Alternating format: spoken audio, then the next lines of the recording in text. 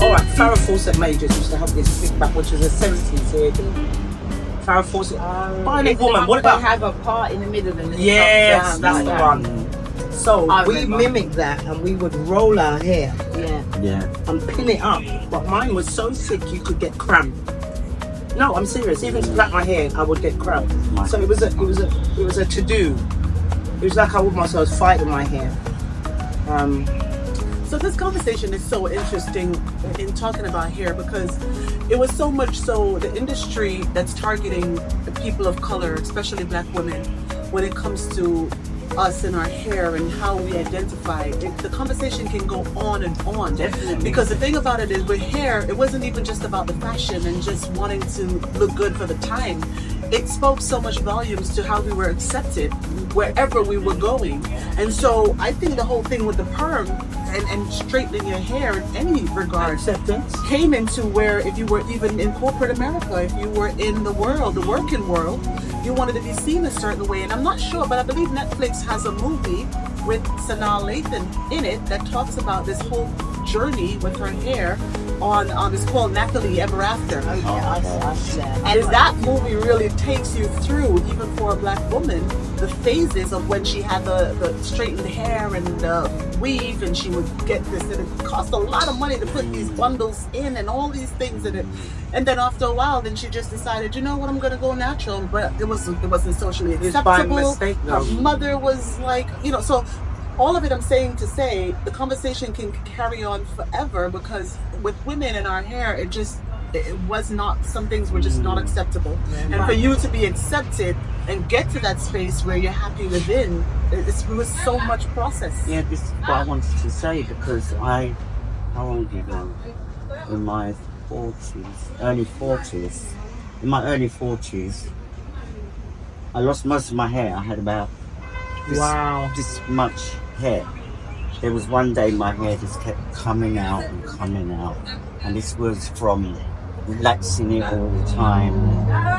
And I was like, what am I going to do? I was devastated. I was actually devastated. And I asked my husband, what can I do?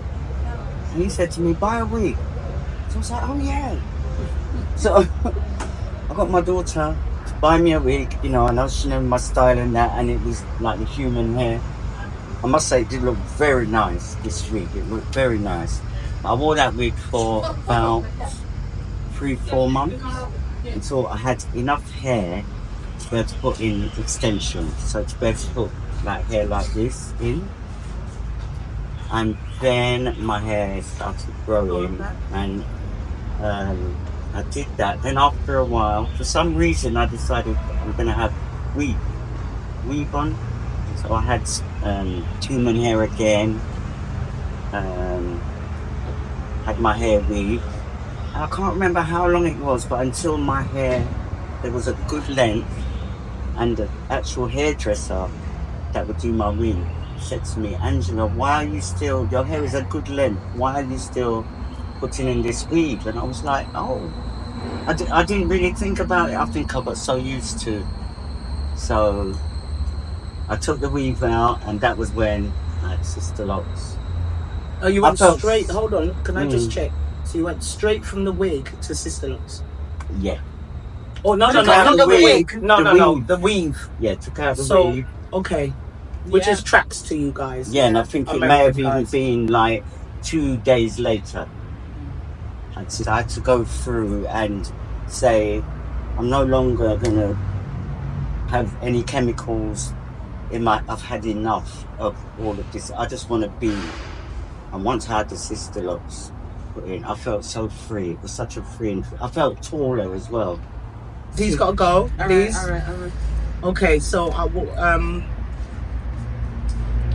I really appreciate you guys coming down and sharing your experience, because some of us, I really appreciate you guys coming down and taking the time out to share with me your experience, your traumas, your memories, and your journey, your hair journeys. And hair journeys are an emotional one. I know, because they're so long.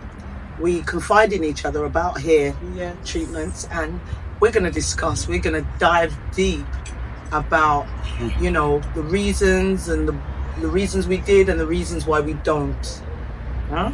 Because we're not here to judge about the ones that are still doing. Yeah. We're just going to share Yeah. how we came out of it and how happy we are at the other end. Wow. So there's a lot more to talk about. There's different angles from the youngsters' point of view Yeah. and the peer pressure that's out there. Yes. There's chemicals that's coming into the country that I want to talk about and we can share and we can celebrate the ones of us that want to celebrate our own hair, our own hair products as well. We're all growing and learning that it's back to the future. I say back to the future, Sankofa, because we're going back to the way our ancestors taught us to look after our hair with the natural oils and the natural. But we, like I said, this is going to be a different episode. So please, thank you subscribers for the ones of you and the new ones for seeing the channels for the first time today. I would love for you to be a subscriber and to interact with us and teach us anything that you've learned over the years recently on your journey, and share this video to any teenagers